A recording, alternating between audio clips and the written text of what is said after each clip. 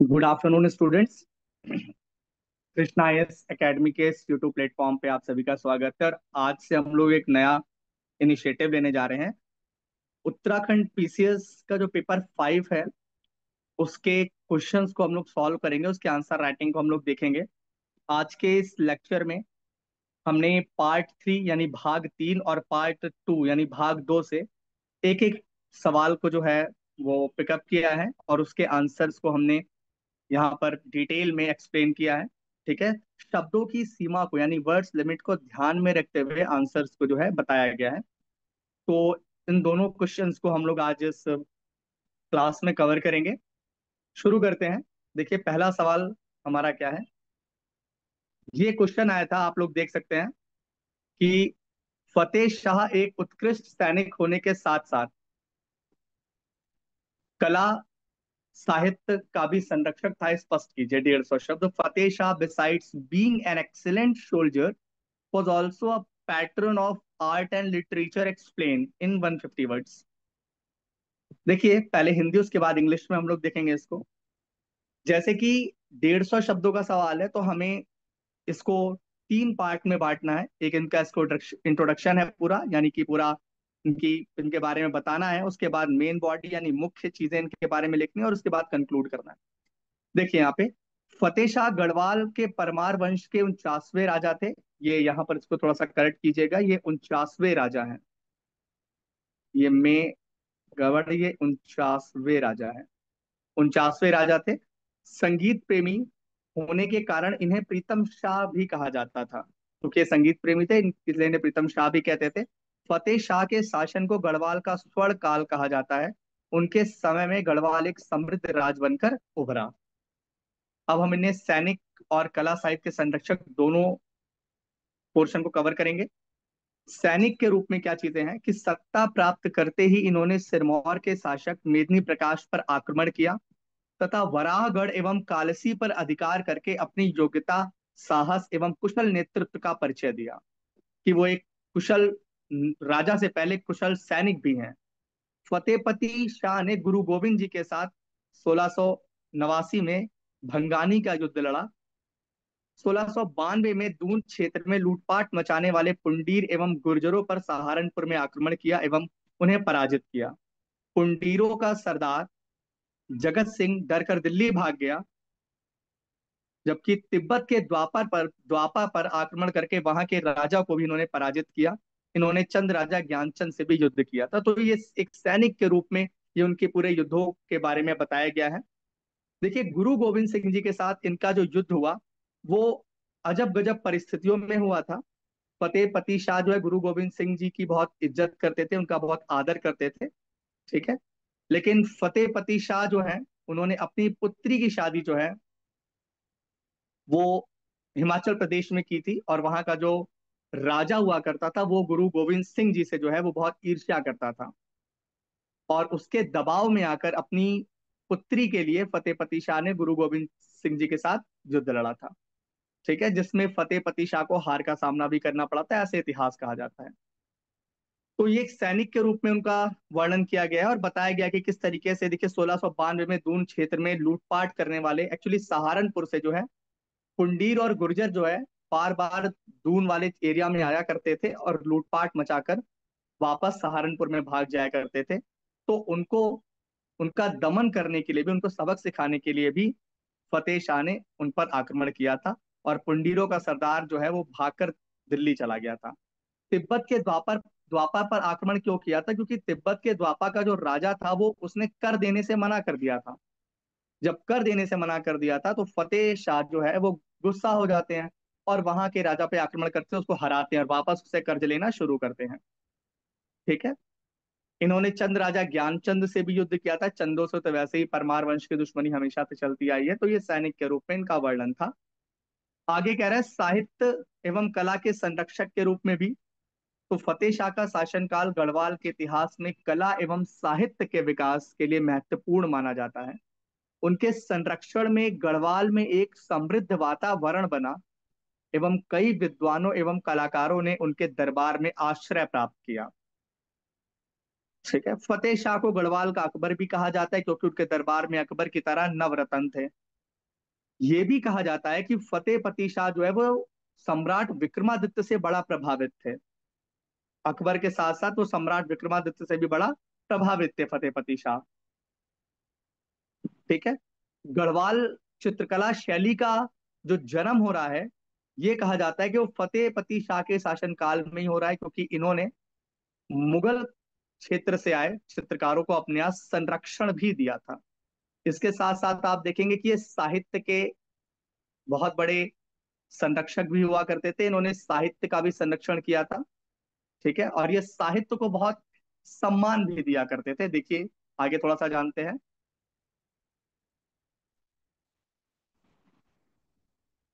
देखिए, उनके नवरत्नों में, अब नवरत्न कौन कौन से हैं उनके नवरत्नों में: सुरेशानंद बर्तवाल, खेतराम धसमाना, रुद्रीदत्त की मोटी, हरिदत्त नौटियाल, बसवानंद बहुगुड़ा, शशिधर डंगवाल, सहदेव चंदोला और कीर्तिराम कैंथोला तथा हरिदत्त थपलियाल थे। ठीक। ये उनके नवरत्न थे। आनंद कुमार स्वामी के अनुसार मुगल दरबार के दो चित्रकार श्यामदास एवं हरदास, नाम याद रखिएगा, इंपॉर्टेंट है, सुलेमान शिकोह के साथ गढ़वाल आए थे और फतेह पति शाह ने इनको संरक्षण प्रदान किया था, जिसके फलस्वरूप गढ़वाली चित्रकला शैली का जन्म हुआ था। ठीक है। तो इससे पता चल रहा है कि ये कला के संरक्षक तो थे, और कला का आदर भी करते थे, कलाकारों का भी आदर करते थे, कला को समझते भी थे। फतेह शाह के दरबारी कवियों में रतन कवि, मतीराम, रामचंद्र कंडियाल तथा जटाशंकर प्रमुख थे, इनके दरबारी कवि थे। रतन कवि की रचना फतेह प्रकाश है। देखिए, रतन कवि की जो रचना है वो फतेह प्रकाश है। मतीराम की अगर आप रचना की बात करें तो मतीराम की रचना वृत्त कौमुदिया छंदसार पिंगल है। ठीक। रामचंद्र कंडियाल की रचना फतेह शाह यशोवर्मन काव्य, और जटाशंकर जो है उन्होंने फतेह शाह कड़ ग्रंथ की रचना की थी। कहा जाता है कि वृत्त कौमुदी या फिर छंदसार पिंगल में ही जो है वो फतेह शाह को जो है शिवाजी से उनकी तुलना की जाती है, छंदसार पिंगल या वृत्त कौमुदी में, जो मतेराम ने जिसकी रचना करी है। आगे देखिए, नीचे लिखा भी हुआ है कि वृत्त कौमुदी में फतेह शाह की तुलना शिवाजी से की गई है। रतन कवि के अनुसार उनके शासनकाल में उत्तम कानून व्यवस्था के कारण लोग घरों में ताले नहीं लगाते थे। ये तो बहुत बड़ी बात है कि उनके यहाँ पे उत्तम कानून व्यवस्था थी और लोग घरों में ताले नहीं लगाते थे। तो इस तरीके से हमने ये देखा कि जो फतेहपति शाह हैं वो एक उत्कृष्ट सैनिक भी हैं, और चित्रकार यानी कला और आप साहित्य देखिए दोनों के संरक्षक भी हैं। अगर आप देखेंगे ध्यान से तो ये जो आंसर दिया गया है, जो उत्तर दिया गया है, ये शब्द सीमा को ध्यान में रखते हुए लिखा गया है। 150 शब्द सीमा है, 150 वर्ड लिमिट है, 150, और उन्हीं शब्द सीमा को ध्यान में रखते हुए उत्तर दिया गया है। इस उत्तर को अंग्रेजी में भी लिखा गया है, आप लोग इसको भी देख सकते हैं। इंग्लिश मीडियम वाले स्टूडेंट्स के लिए फायदेमंद होगा। देखिए, Fateh Shah was the 49th king of Parmar dynasty of Garhwal. He was called the Pritam Shah because he was music lover. वो एक म्यूजिक लवर है। Fateh Shah rule is called the golden age of Garhwal. During his time Garhwal emerge as a prosperous state. देखिए, language जो रखी गई है वो उसको इस तरह से रखा गया ताकि इजी टू अंडरस्टैंड रहे, आपके समझ में आसानी से आ जाए। टिपिकल वर्ड्स का यूज बहुत कम किया गया है और बहुत इजी शब्दों का प्रयोग किया गया है। एज अ सोल्जर के रूप में, as a soon he attend power he attack the ruler of Sirmaur Medini Prakash. उन्होंने मेदिनी प्रकाश पर हमला किया।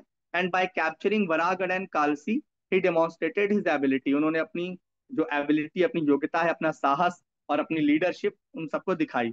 फतेह पति Shah fought the battle of Bhangani in 1689 with Guru Govind Singh ji. In 1692, attacked the Pundirs and Gurjars who were looting the Doon region in Saharanpur and defeated them.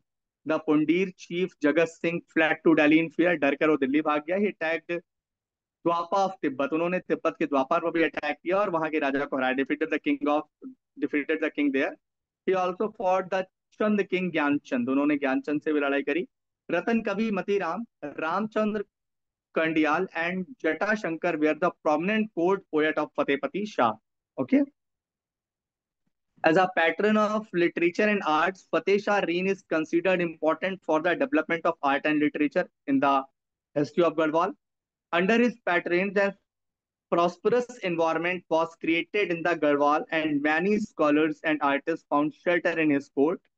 Fateh Shah is called Akbar of Garhwal because his court had 9 gems, just like Akbar. जैसे नवरत्न थे वैसे ही उनके यहाँ भी नवरत्न पाए जाते थे। आगे देखिए कहा जा रहा है, His 9 gems were Sureshanand Bartwal, Khetram Dhamsana, Rudri Datta Kemoti, Hari Datta Nautiyal, Basvanand Bahuguna, Shashidhar Dangwal, Sahdev Chandola, Kirtiram Kainthola and Haridatt Thapliyal. ठीक है। According to Anand Kumar Swamy, two painters of Mughal court, Shyamdas and Hardas, came to Garhwal with Suleiman Shikoh, and Fateh Shah gave them patronage, as a result of which Garhwal painting system was born. As a poet, Ratan Kavi, Matiram Ramchandra, and Jatashankar were the poet in the court of Fateh Shah. And their composition, Ratan Kavi composed the Fateh Prakash, Matiram composed the Vrit Kaumudi or Chandasar Pingal, Ramchandra Kandyal composed the Fateh Shah Yashovarman poetry, and Jatashankar Fateh Shah Karna Granth. Fateh Shah has been compared to Shivaji in Vrit Kaumudi. According to Ratan Kavi, during his reign, due to the good law and order, people did not lock their houses. तो ये पूरा English में था, और इसके just आपने opposite देखा, इसके पहले आपने देखा वो हिंदी में पूरा एक्सप्लेनेशन था। ठीक है। शब्दों की सीमा को ध्यान में रखा गया है, वर्ड लिमिट्स को ध्यान में रख के जवाब दिया गया है। इसके बाद जो है हम एक दूसरा क्वेश्चन उठाएंगे, दूसरे क्वेश्चन को पिकअप करेंगे, जो जिसका जवाब 100 शब्दों में, यानी उसकी वर्ड लिमिट 100 है और 100 शब्दों के अंदर उसको जवाब देना है। देखिए क्वेश्चन है, कुलिंद उत्तराखंड में शासन करने वाले प्रथम राजनीतिक शक्ति थे। इस कथन की आलोचनात्मक विश्लेषण कीजिए। इस कथन का आलोचनात्मक विश्लेषण कीजिए। Kulinda were the first political power who rule, यहाँ पर ये टी मिस है, इसको हटा लीजिएगा, ये टी से कोई लेना देना नहीं है। ठीक है। Who rule over the Uttarakhand, critically analyse this statement. देखिए कुलिंद का शासन क्षेत्र उत्तराखंड के पश्चिमी भाग, हिमाचल प्रदेश का दक्षिणी भाग एवं नेपाल के कुछ हिस्सों तक फैला था। ये कहा जा रहा है कुलिंद कहाँ तक फैले थे। कुलिंद फैले थे उत्तराखंड के पश्चिमी भाग पे फैले थे। ठीक है। और कहाँ फैले थे कुलिंद?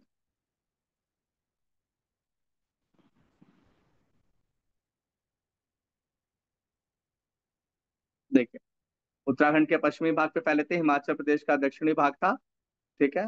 और नेपाल के कुछ हिस्सों तक ये कुलिंदों का शासन फैला था। कुलिंद राजवंश का अध्ययन चुनौतीपूर्ण है, क्योंकि इनका अध्ययन मतलब इनके बारे में जानना पढ़ना क्यों चुनौतीपूर्ण है, क्योंकि कुलिंदों की जानकारी के मुख्य स्रोत जो कि सिक्के हैं विभिन्न प्रकार के हैं, एवं उन पर अंकित लेखों की, लिखो नहीं है ये लेखो है, इसको आप लोग थोड़ा सा करेक्ट कर लीजिएगा, ये लेखो है। लेखों की व्याख्या स्पष्ट नहीं है। इसके अतिरिक्त साहित्यिक स्रोतों में कुलिंदों का उल्लेख हमेशा विरोधाभास व्याख्या की ओर ले जाता है। देखिए कहा जाता है कि इनकी जो सिक्के हैं कुलिंदों के, उन पर जो अंकित लेख हैं, अभी तक उनकी स्पष्ट व्याख्या हो नहीं पाई। जब स्पष्ट व्याख्या नहीं हो पाई तो हम स्पष्ट रूप से नहीं कह सकते हैं उनकी जानकारी के बारे में। ठीक है।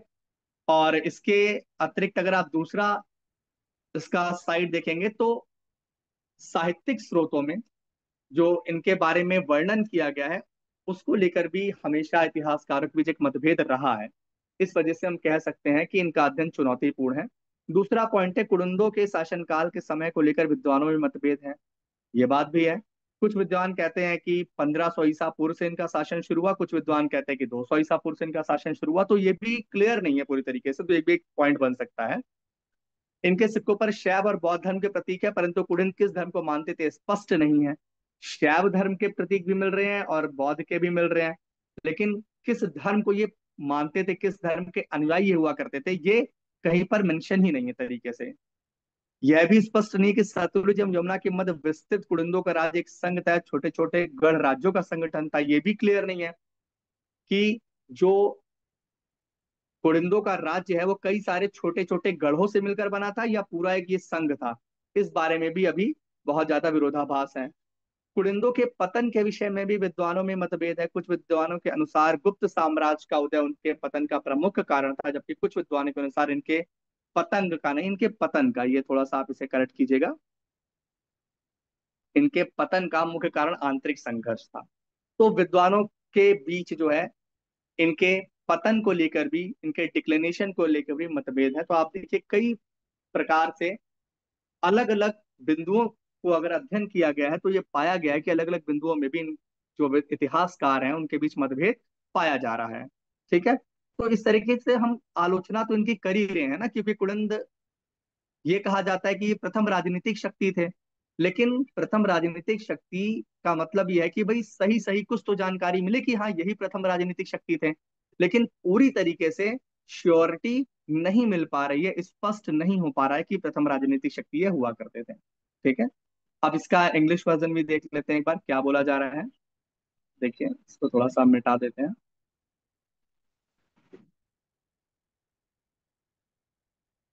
देखिए कहा जा रहा है, the Kuninda dynasty rule area extended to the western part of Uttarakhand, southern part of Himachal Pradesh, and some part of Nepal. The study of Kuninda dynasty is challenging because, क्यों challenging है? Because the main source of information about Kunindas, which are coins, जो कि coins थे, are various type, कई प्रकार के हैं, and the interpretation of the writings on them is not clear. So that's why, apart from this, the mention of Kunindas in literary sources always lead to contradictory interpretations. ये भी बताया गया है। Second point says that there is a disagreement among the scholars or the historians about the time of the reign of the Kunindas. According to some scholar or historians, the reign begins in 1500 BC, while some scholars state that reign begins 200 BC. So there is a dispute between the scholars regarding the time period of Kunindas. The third point says that there are some symbols of Shivaism and Buddhism on their coins, but it is not clear which religion the Kunindas follows. यानी शिवा और Buddhism दोनों के सिक्के मिल रहे हैं, symbol मिल रहे हैं सिक्कों पर, बट कुनिंदास किस रिलीजन को फॉलो कर रहे हैं ये अभी क्लियर नहीं हो पाया।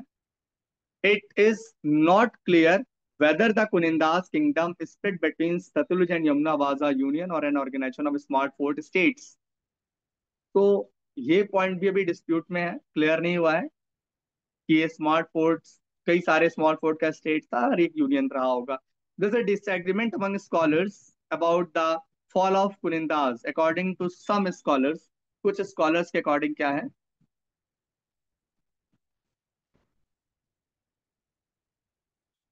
कुछ स्कॉलर्स के अकॉर्डिंग जो कुनिंदाज हैं, इन गुप्त एम्पायर के राइज अप होने के कारण, यानी गुप्तों के आगमन के कारण इनका फॉल होता है। While according to some scholar, जबकि कुछ स्कॉलर्स क्या कहते हैं कि आंतरिक कलह, इंटरनल कॉन्फ्लिक्ट जो है इनके डिक्लिनेशन का प्रमुख रीजन था। तो ये सारे वो पॉइंट्स हैं जिनके बिहाफ पे हम कह सकते हैं कि जो कुनिंदा डायनेस्टी है उसको स्टडी करना काफी चैलेंजिंग है। और हम इन सब पॉइंट्स के बिहाफ पे ये भी कह सकते हैं कि हाँ भाई, जो ये कुनिंदा डायनेस्टी है हम इसको क्रिटिकली एनालिस भी कर चुके हैं। ठीक। तो आज की इस फर्स्ट क्लास में सिर्फ इतना ही। Thank you.